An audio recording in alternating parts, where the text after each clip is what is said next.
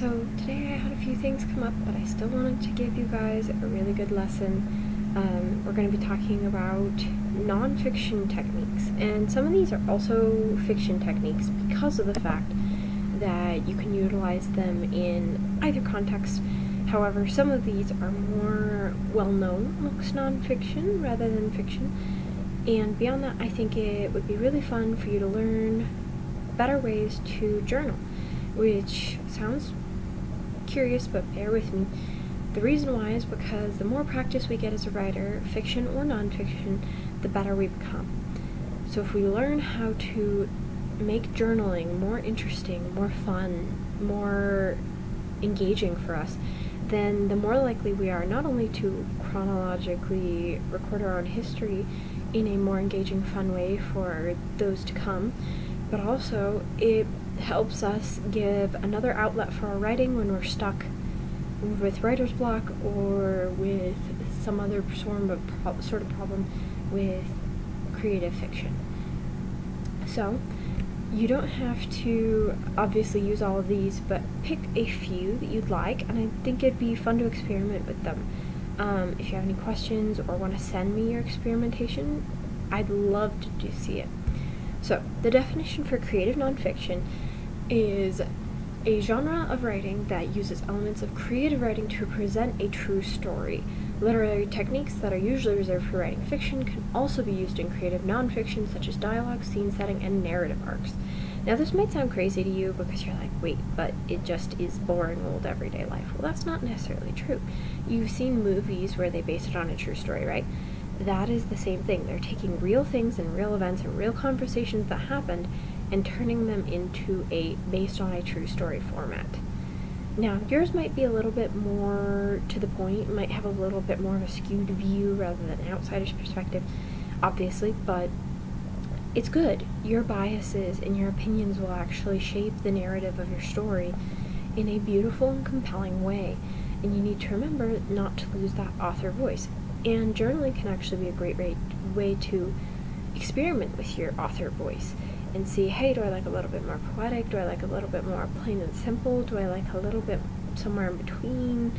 Are there certain techniques? Like for me, I personally love doing things that are non-chronological. I think it is far more interesting to write something out of order than in order.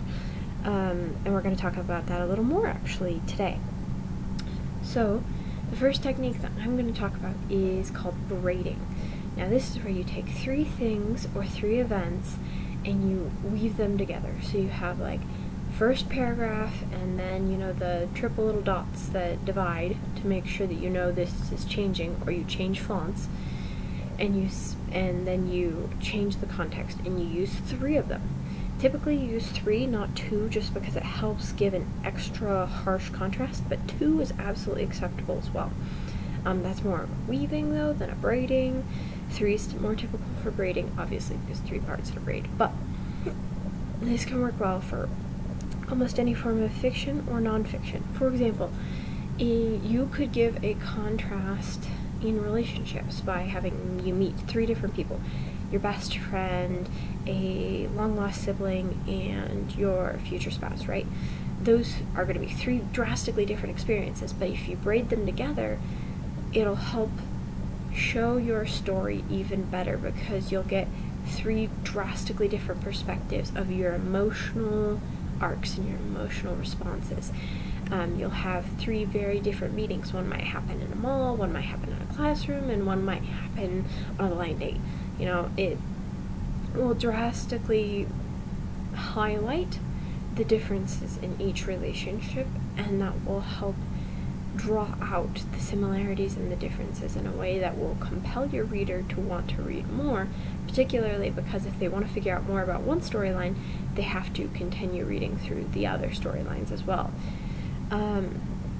This also helps build your world more by giving scene changes and setting changes. It also helps keep the reader engaged because of the fact that there's so much going on. They have a lot to keep track of. Careful not to overwhelm them, don't go crazy, and make sure you keep it even. So if you have a paragraph, paragraph to two paragraphs of one, have a paragraph to two paragraphs of the other, and so on and so forth. Braid it Braid it evenly. You don't want one section of the braid being absolutely gigantic and then another being like 3 paragraphs. You want to make sure it's smoothly woven together. If you want some great examples of braiding, by all means, there are a lot that you can look into online.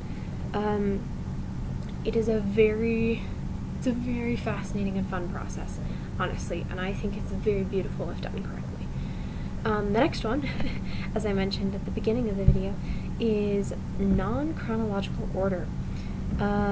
This one is something that you may have seen me mention in our prior lessons, also known as in late, out early. The reason this is so interesting is because of the fact that it helps keep our attention by having something unique and something different. Now, what do I mean when I say something unique and different? I mean, stories used to start, right? Jane Austen, Charles Dickens with, and there was this lady in a manor, and blah blah blah, and here's her whole family history, or in Charles Dickens' case, everything starts when we're born, and when we were born it was a dismal, dreary day, and that's going to give foreshadowing for their whole life. You can start a story this way, but it's a lot harder to keep the reader's interest in the character, or yourself in this case, than if you just jump straight into the interesting bit. Now, it's funny because when I look back on my journal, speaking of journaling and nonfiction writing, I noticed I actually did this naturally, where if there was a very boring day where I just, I went and I ate lunch, and then I had math, and then all of a sudden this really cool thing happened where I won this prize or whatever, I would skip right to the prize winning, and then I'd be like, oh yeah, and I guess like this other cool stuff happened when I talked to my friends at lunchtime. But I would give you that later. First I'd start with, oh my gosh, this really cool thing happened today. And that would help keep me interested in journaling, in the fact that there was this intrigue, this interest. Especially with nonfiction, you can sometimes lose your readers very quickly, just because it's difficult to write well. It's not to say that you can't, it's just hard. It's obviously much more of an art than people give it credit for, and I think that art is slowly being lost because a lot of people assume that nonfiction has to be boring because all they've read is textbooks. I'm not talking about textbooks. I'm talking about biographies. I'm talking about stories where someone is like, you know what?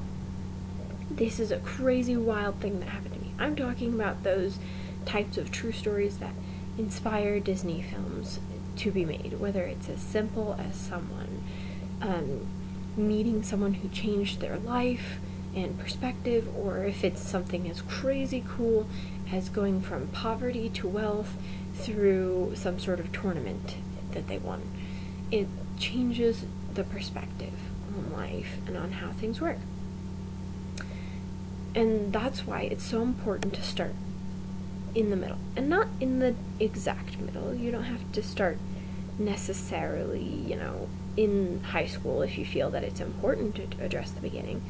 For example, I cannot remember the name of it, but there is based on a true story that Disney did a while back about a basketball player who immigrated from, I believe it was Greece.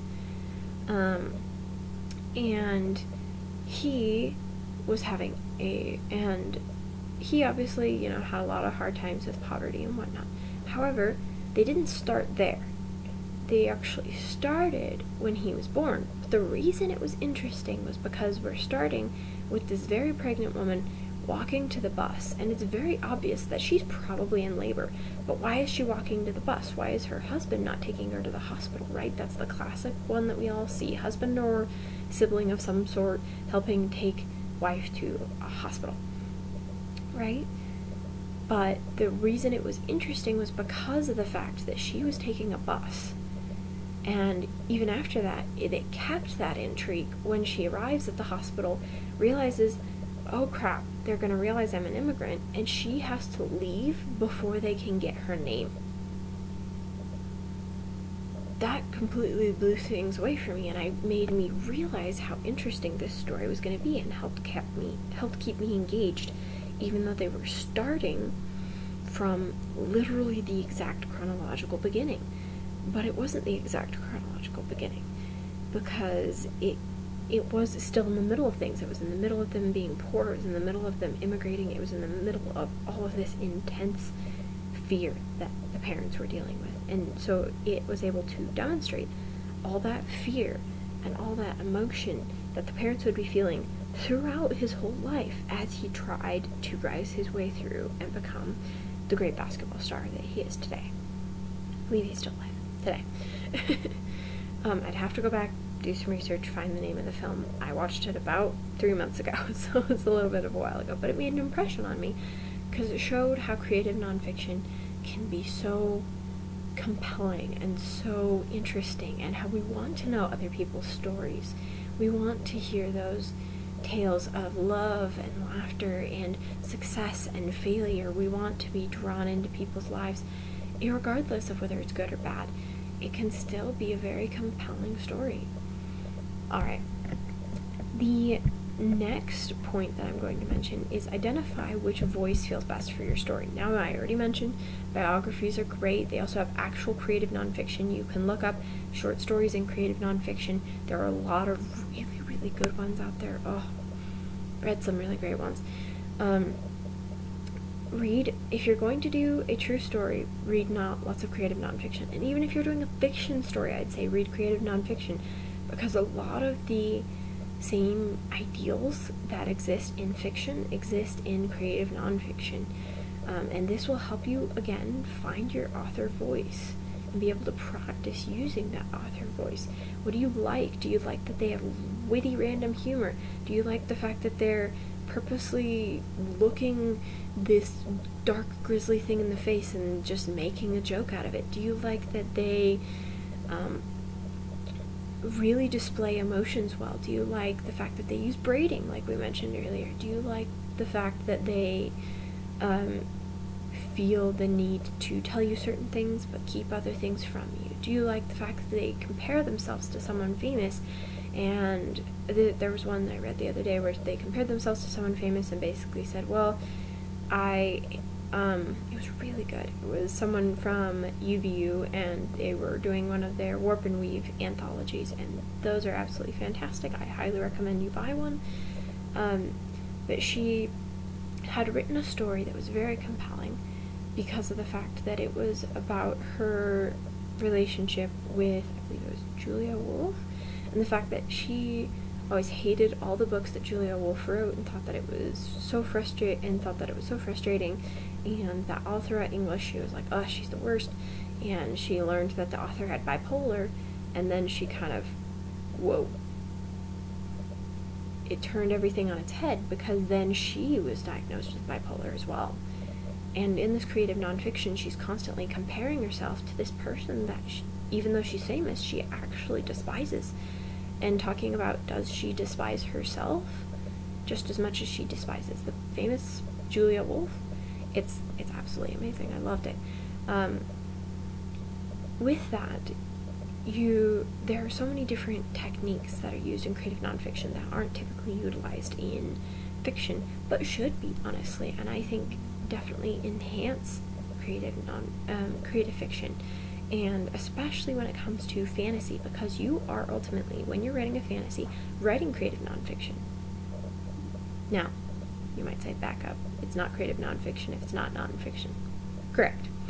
However, if you're writing a fantasy novel, it is by definition going to be their creative nonfiction, because you are writing about them, right? The main character, to them, this is nonfiction. This is real. So if you are able to develop an author voice that helps you feel like that character is real, like that character exists, and write it in such a way that it feels like creative nonfiction, then it will feel so much more enticing to the reader, because that fantasy will feel like a reality. It will feel more tangible. It will feel more in-depth and more well-rounded. The world will feel more like you can reach out and touch it, rather than just kind of like, oh, nope, not gonna deal with that. Or it's fantasy, so I'm gonna blow that off, whatever, you know. Of course there's a monster, duh. Rather than feeling like, oh shoot, there's a monster, they might actually die. It helps give a little bit more of a connection between the reader and the character. Now, we've talked a lot about how to connect your reader to your character and a lot about building your world. All those principles still apply here. You need to make sure that when you're building your world in your historical fiction novel or in your realistic fiction or your true fiction, you got to make sure that you are building your world. You want to make sure that as the person is reading, they can feel themselves sitting in that booth at the restaurant, looking across the way at the beautiful girl sitting there. You want to make sure that they can feel the depth of pain they're going through as they are stuck out in the middle of nowhere and have no idea how to get home. You want to make sure that all those emotions and all that world building is there. You want to make sure that you're not just saying, oh, I went out to school today and I got a flat tire, it really sucked. You want to say, it was bone-chilling cold and I was gripping the wheel with frustration, I was already late, and then I heard a bang and I felt panic rise in my throat as I swerved the car off to the side of the road and hit a patch of grass and realized my tire just popped. There is no way I'm making it to school. And you get out of the car as the door creaks behind you, and you brush your hand along the rickety metal of the car and look down at the completely devastated tire. This all makes it feel far more like fiction, right? However, that's what makes it so enjoyable to read. That's what makes creative nonfiction truly beautiful. It feels and reads like fiction, but it's real. And that's what makes it all the more compelling, all the more interesting. And ultimately, it's what makes people read creative nonfiction. You might wonder why a lot of people read biographies, but that's because you haven't read the right biographies. If you read biographies, some of them will be pretty textbook. There are others, though, that truly get into the head space of the person, or they are written by the person. Those are even more interesting because they truly are creative nonfiction. Oh boy. The Woman Warrior, I believe. What's the Warrior Woman? I think it's The Woman Warrior. Written by Maxine Hong, I believe. I might be wrong on that one. But look up The Woman Warrior. That one is actually a really compelling creative nonfiction because she tells it in a way that makes it feel fictional. And yet this is her story of her life. And she's able to weave together this story of tradition and her parents immigrating here and what she wants to do with her life. And she even kind of weaves in, not a braid fully I don't think, but she weaves in the story of Mulan in there and how it was told to her by her mother, and a couple of other stories that are from Chinese folklore.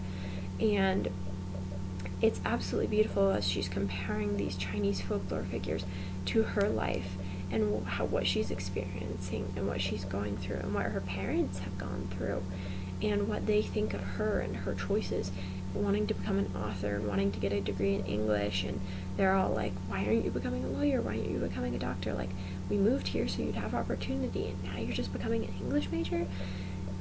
It's really kind of heartbreaking, but it's a beautifully written story because it demonstrates many different aspects of creative nonfiction that are very compelling and interesting to read. It was actually one of the first biographies that I actually read and found myself wanting to read more.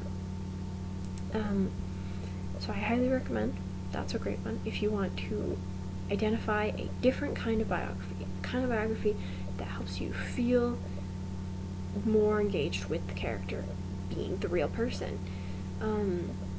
And with that, there are also loads of other biographies written by the actual people themselves. I'd highly recommend checking them out. It is always great to expand your horizons when it comes to reading, and especially when it comes to exploring what can help your fiction to feel more real. Alright, the next point that we're going to delve into today is helping hook your reader's attention. So this often in fiction, and it's the same in nonfiction but slightly different, is character development and detail. You want to make sure that that character feels realistic. And in nonfiction, this is often done by helping you get to know the person who's writing it. The person who's writing it explains kind of who they are and what they're doing, but they do so in a very compelling and interesting way.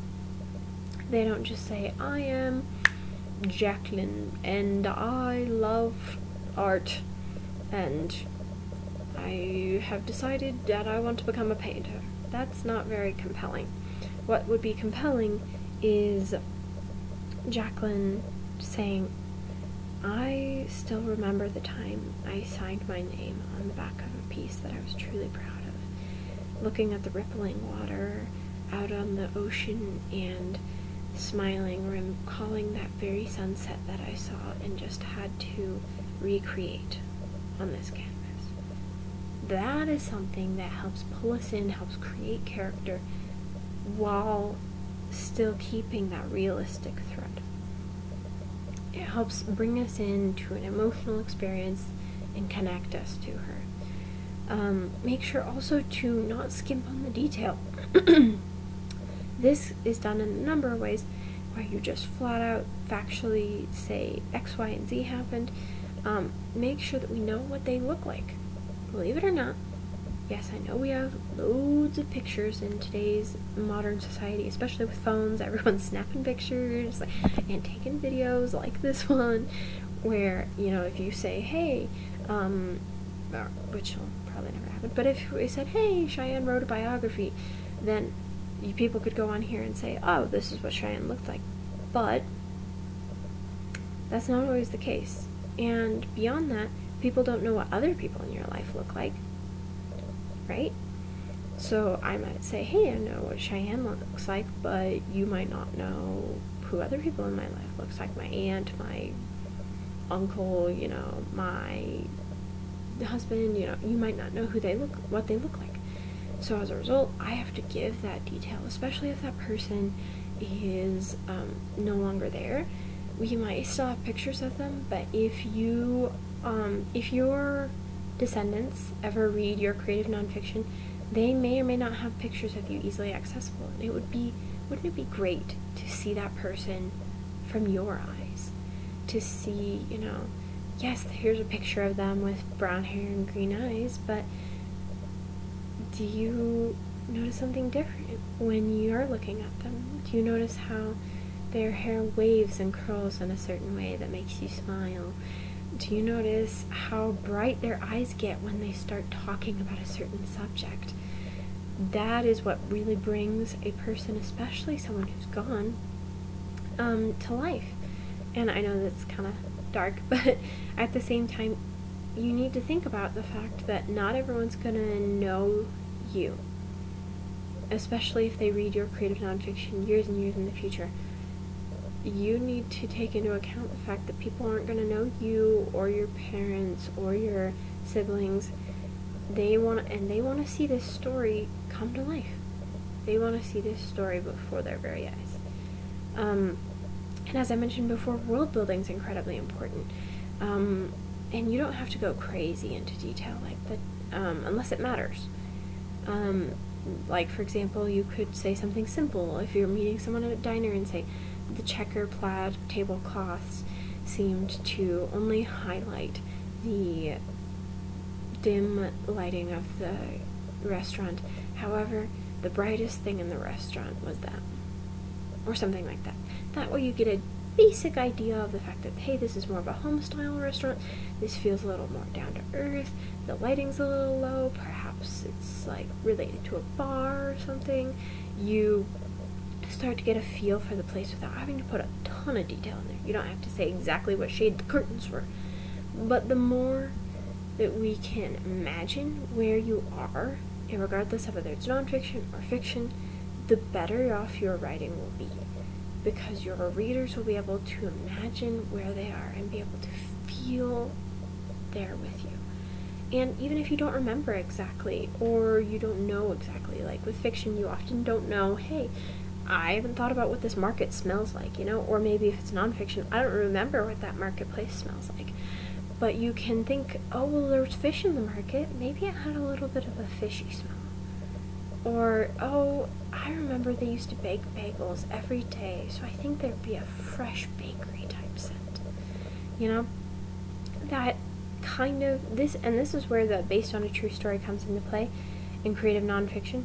You are taking reality as you remember it and doing your best to recreate it in a creative way, to tell it in a way that people will want to read it again and again and fall in love with you with you or your characters over and over and over again. If you're doing true fiction, try to recall as much as you can or do as much research as you can if you're doing historical. This will really help you be able to build the world, especially because you didn't live in that time period. If it's historical or if it's fantasy, that place doesn't actually exist. And if it's true, just write down everything you remember. Write down everything that you can about the setting. Write down everything you can about the way they looked and what they were wearing. Just keep track of as many details as you possibly can before you start. That way you can incorporate what is necessary and what you feel would enhance the writing into your piece. And you can do this with fiction too. You can say, okay, well, I know all these little random things about the world and it's so much fun, but these are what's necessary. Highlight what's necessary and then say, okay, I'm going to add those into my piece. Or even keep a world building journal, just like I mentioned in our world building tips and tricks. With a world building journal, it's going to help you keep track of things. I actually have a world building journal where I keep track of so-and-so's hair I said was blonde and curly. That way, if I have said side character with blonde curly hair show up later, I can look back and say, oh shoot, blonde curly hair, but what color were their eyes? And then I can look it up and say, oh, blue, great. Or that way I don't have to just say green and then my editor later goes, no, that you just said blue and green, and even though those are close, you either have to explain they changed color or you gotta pick one. And you want to make sure that you keep that consistency. So having a world building journal, whether it's true or fiction, is very important to make sure that you get all your details straight, that you're able to keep everything lined out in a way that will ultimately make the most sense, especially when it comes to building a world that already exists. With historical fiction, what makes historical fiction more interesting than a textbook, and true stories more interesting than a textbook, is because they immerse you in a world that you never lived through, but you hear about it. It's almost like it's fiction. It's almost like it's fantasy fiction. It's almost like it's fantasy, right? Like, for example, World War II. I never lived through World War II. So to me, it feels like a fantasy. I know it's real. I know it's part of our history, but it feels like a fantasy because I was never there, right? I was never in the trenches. I was never dealing with gas. I was never, like the smoke, gas, and everything that they used to kill people. I was never dealing with all of those dark, dreary things. I was never dealing with all sorts of things throughout history. Civil War. I was never dealing with slavery. Why are slavery things so compelling to us? Because we, in general, don't have slavery anymore, right? As a result, it feels like fantasy to us when we're reading about all these Civil War creative nonfiction pieces, because of the fact that we never lived through it. So historical fiction can be equally important, that you make sure to get all your details down and make sure that you nail it all down, make sure it's good, and especially if you're doing historical fiction with your own original characters, or even just set in that time period. You don't have to do a specific thing like World War II or the Titanic or something like that. You can even just do generalized, like, time period of the Victorian era or generalized time period of Regency. A lot of Regency romances take place in places that don't actually exist. Like, it's Regency romance time period and it's England, but aside from that, the manor of the Kinsfields and the manor of the Deadman Moppers doesn't actually exist, right? that wasn't an actual family that lived back then and has no historical relevance. But because of the fact that it takes place in that historical time period, it's important that you build up a repertoire of all of that time period and make sure that you have all those details written down and that you have an idea of what it should and shouldn't look like. Keeping that in mind, make sure that you don't, like I said, go too overboard. Make sure you write everything down and then maybe highlight a few details that you want to use, and you can always use other details later. Make sure to pace it out. If you world building info dump at the beginning, then your readers are going to be overwhelmed and bored, or just bored, or overwhelmed. And none of those are good. You don't want them to be overwhelmed and bored. You don't want them to be just bored. You don't want them to be overwhelmed. It's just overall bad recipe. So you want to make sure that instead of info dumping, just saying, and it took place in 1923, and in 1923 this happened, and in 1923, you don't have to do that. Generally, just make sure that you have an idea of what the setting looks like, an idea of what the people will look like. And if you want to say at the beginning, 1923 England, you can do that. But make sure to keep it simple. Don't go too crazy with the details and perfect lining up, especially if you're doing historical fiction or a true story, because we just want to read the story. Yes, absolutely, world build the heck out of it because you want to make sure they feel immersed in that real world. But at the same time, don't go so crazy that it completely and utterly overwhelms your readers. Now that being said, detail does draw them in, so don't underdo it either. There's a fine middle ground, and if you're working on a historical fiction, or if you're working on, for example, this month we're doing a prompt where it's retelling fairy tales, if you want to do something where it's like a historical retelling of Cinderella or something like that, you can take real life events from that, and I would absolutely be happy to help you edit it and look over it. Speaking of which, that's due on the 27th, next week, next Monday, so be aware of that, keep an eye out. Make sure that you keep on top of that. I know several of you requested we redo this one, so please try to turn them in. I would love to see them. Alright, the next point is going to be showing versus telling. Now this one is one that we've had several lessons on, but a few of you still struggle, and some people have never even been to the club before. So as a result of that, it's important for the new members and for those who have already been here to review this concept, as it is a very basic concept that is also utilized in creative nonfiction and should be utilized more often in creative nonfiction and historical fiction, especially in your regular fiction. Now, I'm going to give an example of how to identify showing versus telling. Telling is when you're stating facts.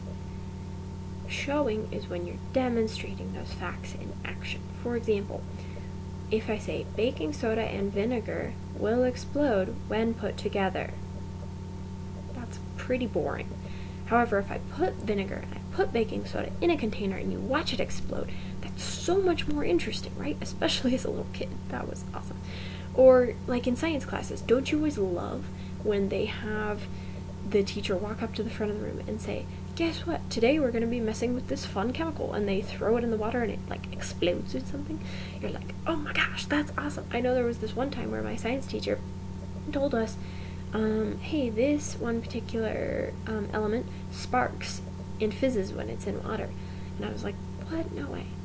And that's kind of wild, and I didn't really believe it. I wasn't really that interested. And then he turned out the lights and he put this element in a tank full of water, and it literally sparkled and fizzed right as it ran across the water.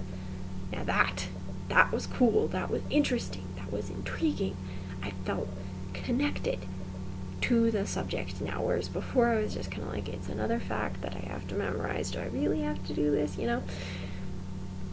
So now I'm going to give an example of telling, an example of showing, and kind of demonstrate why one is better than the other. Alright. Let me try and find it on my page. Give me 1 second. Alright. So I'm going to use the example of Bryce. And in this one, it's going to be pretty obvious which is which, but I'm still going to read them. Bryce has blonde hair and green eyes. He is very handsome and loves football. He caught the football as he ran. I don't know about you, but that's pretty bland, pretty milquetoast. Some people can get away with this, but generally don't. Generally either do tactful telling, which is a mixture of showing and telling, where you might say like, Bryce has blonde hair, and it is very obvious that he's handsome because all the cheerleaders were giggling. You know, that feels a little bit more tactful, but even that's a little I would say definitely focus on trying to show, especially because if you are struggling with a teacher who is giving you a word count and you're like, I've only written 50 words and she wants 100 words, try to show and not tell. When you tell, it's going to be far shorter because it's straight and cutting to the point, whereas showing is going to give far more depth, far more detail, far more character, and it automatically takes up a little bit more words than the other. As a result of that, it fleshes out not only the world and the story, but it also helps flesh out your word count. So, I know that a lot of you guys are in school right now. If you are worried about word count at all, and you're like, I haven't hit 1,500 words and that's the minimum, then absolutely look at what you can do to show instead of tell. Reevaluate if you are telling, and if you are telling, make sure to show instead, and that will probably get you the extra 500 words. If you basically rewrite each sentence as a showing sentence, I think you might even go over the word count if you do that, which is a good thing. It's a good thing, especially in English classes. I know that can be hard. Anyway, I'm going to now give the demonstration of the showing sentence. Sweat dripped from Bryce's blonde hair, and his green eyes sparkled with delight as he ran. He waved to the cheerleaders, causing them to ripple with the sound of delighted giggles. His hands snapped tight around the football, catching it like a hawk snatching up a mouse. Wow, you can tell I did not rehearse this. I wrote this. I did not speak it aloud. This displays his features in being blonde and having green eyes, but it does it through showing. It shows that his green eyes are sparkling. It shows that Bryce has blonde hair because sweat is dripping from it. It gives action to something that is otherwise a regular object, a regular description, a milquetoast, run-of-the-mill, just X, Y, and Z, very textbook, factual description of something.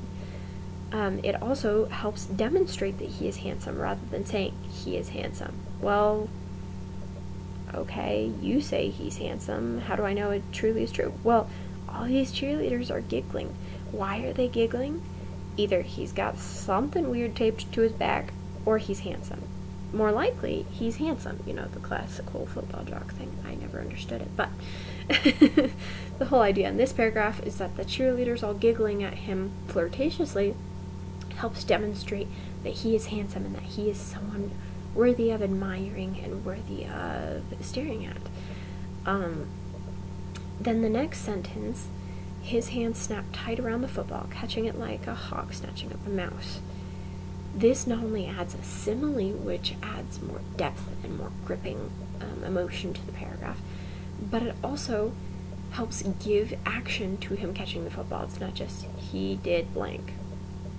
He does blank. You know, it doesn't feel quite so factual, like, in 1782, this boat did this. Right? That's how a textbook reads. You don't want it to read like a textbook. He caught the football as he ran. Reads like a textbook, saying, in 1792 or whatever, this boat did blank. That's boring. Whereas, his hands snapped tight around the football, catching it like a hawk snatching up a mouse. That helps give us a very vibrant picture of what's happening and a very good idea of how he feels about it too. He feels victorious, right? A hawk snatching up a mouse is like a beast catching its prey, right? That helps us feel like he is this powerful figure and that football is nothing to him. He just, snatches it up like a hawk snatches up a mouse. It's no big deal. He's talented. He's got this. It helps give depth to that character that priorly was not there, that was not obvious in the prior paragraph. It just seemed like football is a thing and he just happens to exist and also is handsome, I guess. There is a reason when we say nonfiction, people think textbook and therefore think boring. It's because all we know is generally the textbooks. And unfortunately, the textbooks are boring because they are telling you information in the simplest way possible. Whereas with fiction and creative nonfiction, you want to envelop your reader in a world.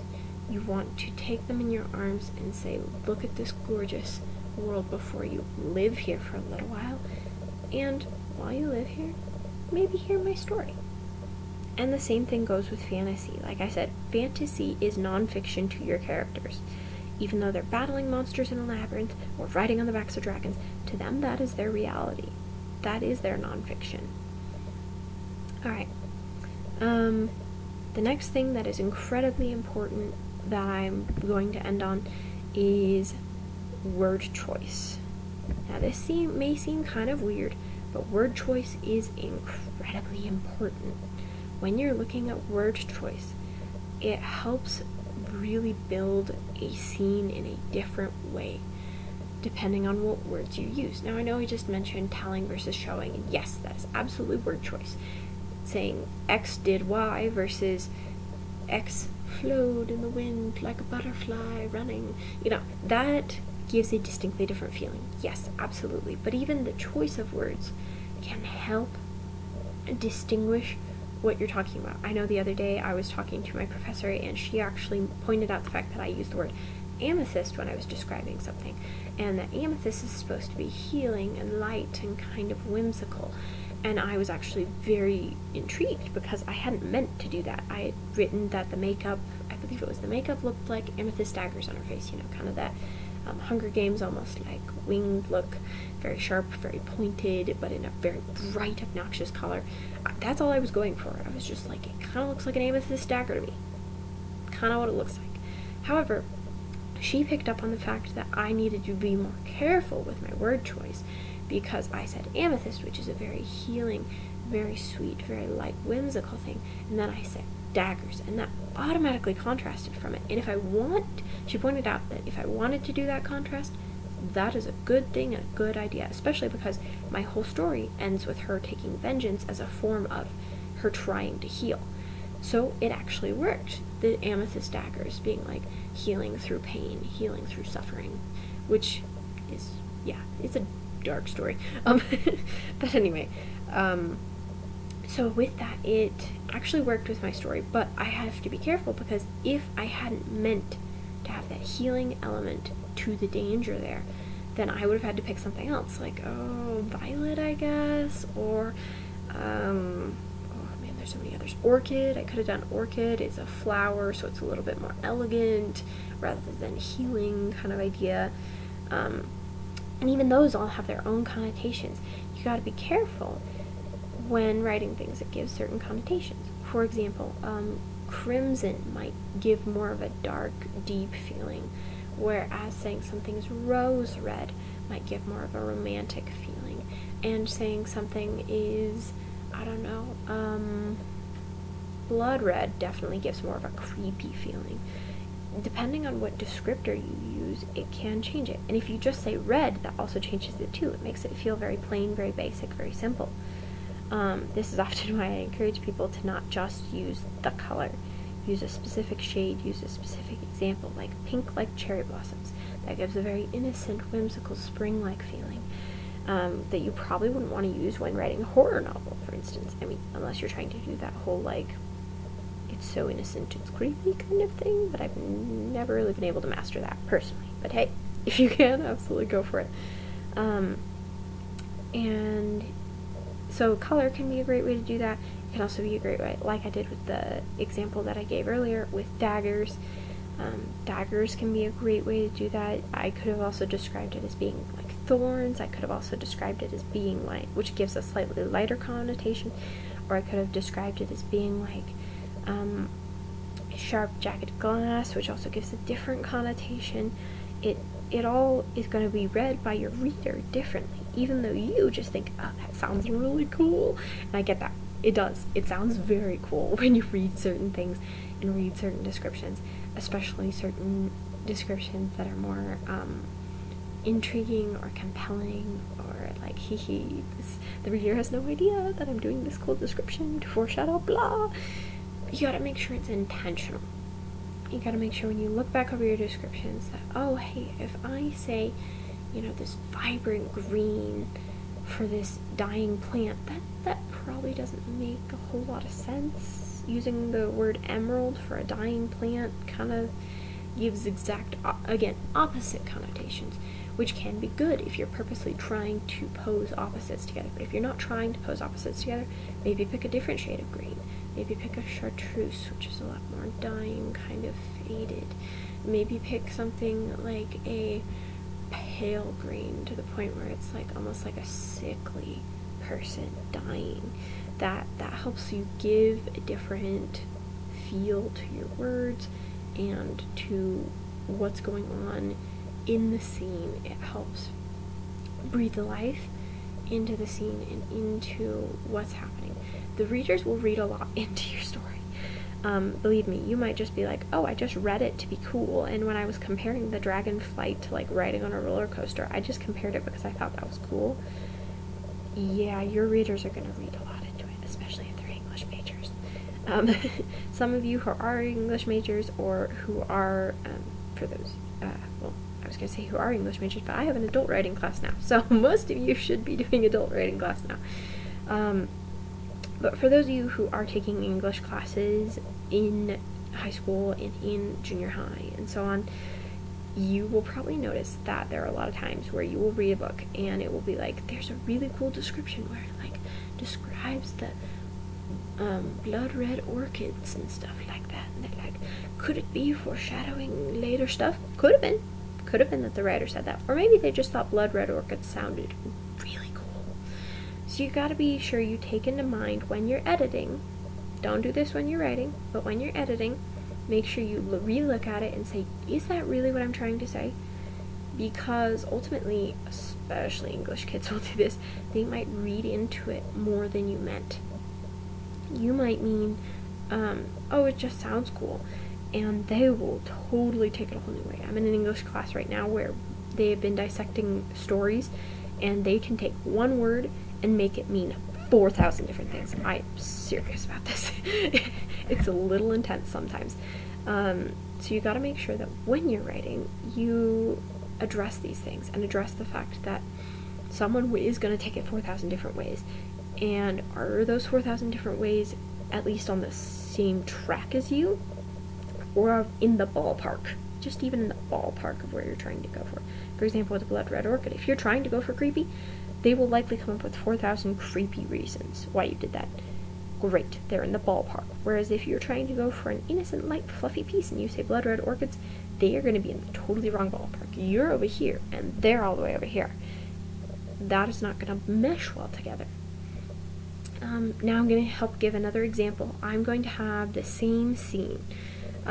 This girl, Brietta, is going to be walking home from school, and that's all that's going to be happening in this scene. It's going to be very basic. She will have the same features in both, same hair color, same eye color, and the same figure. However, I'm going to be describing it in two different ways that are going to give two completely different tones to the story and to how it feels. Alright. Brietta's dark hair swung in the wind like an ebony curtain abandoned in a dusty antique shop. Her skeletal figure took heavy steps as she marched down the sidewalk with glassy blue eyes. Now in this one, you can tell it's meant to be more of a creepy story, right? You can tell that it feels a little bit more gothic, it feels a little bit more haunted. The idea that they're ebony curtains, not just black curtains, ebony curtains, and that they're in a dusty old antique shop. It feels run down, it feels achy. And then on top of that, I say her skeletal figure rather than other descriptors I'm going to use in the second one. Her skeletal figure makes her feel more dead than alive, and the way she marches down the sidewalk feeling more down, more gloomy, more grief-stricken almost, and glassy blue eyes that makes her feel once again more dead than alive. Kind of that idea of that shine on your eyes that comes from the reflection of light rather than a spirit inside kind of idea. I was purposely trying to write it so that it felt more like it would be in a horror story. Like, this is a line you'd read probably in a horror story or a gothic novel or some sort of creepy novel, right? Whereas with the second example I'm going to give, it's going to be a lot more lighthearted, okay? Brietta's dark hair fluttered with each step like a shy butterfly. Her petite figure gave her the grace of a gazelle as she bounded down the sidewalk, her eyes sparkling like the clearest of oceans. Now this is something that you might see in a junior fiction novel, right? She's adorable, she's giddy, she's walking home from school, her hair flutters like butterflies, and her eyes are like sparkling oceans, and she's bounding down the sidewalk. Clearly she's happy. So the same thing is happening, and the same person is doing the action. The way it's described helps give us very specific emotional and contextual connotation. You probably even imagine the street differently. I didn't even imagine this. I didn't even write about the street. I did imagine, but I didn't even write about the street, right? But in the first one, you probably imagined like weeping willows and dying leaves skittering across the road, and you know, things that seem more dead than alive, kind of like her. However, in the second one, you might have pictured more of a spring day with bright cherry blossoms and cute little picket fence houses. You, even just by how the character's described, you change how the setting feels. The setting will feel different if your character is described using different words. I hope that makes sense. The distinct feel of heaviness and dread versus the other giving light and joy, it has a dramatically different scene. In general, I would say word choice matters more than you think it does. However, don't perseverate too much on it when you're writing, although it is okay to perseverate on it a little bit. Like currently I am writing a more gothic story, and so I'm being very careful to keep my word choice gothic and very dark and brooding, whereas if I was writing a junior fiction novel, I'd be very careful to keep it more light and upbeat. So I would say be aware of it, but don't let it consume your very thoughts. Make sure that you still are able to write your story in a functional way and move forward. Alright, that is it for today. If you have any questions on creative nonfiction techniques, or you want to send me an example and ask me how, like, hey, how am I doing with my creative nonfiction, I would love to see it. Make sure that you look at the link for my email down below. It doesn't always send for some reason recently. I'm gonna figure that out, hopefully, but please feel free to send me an email.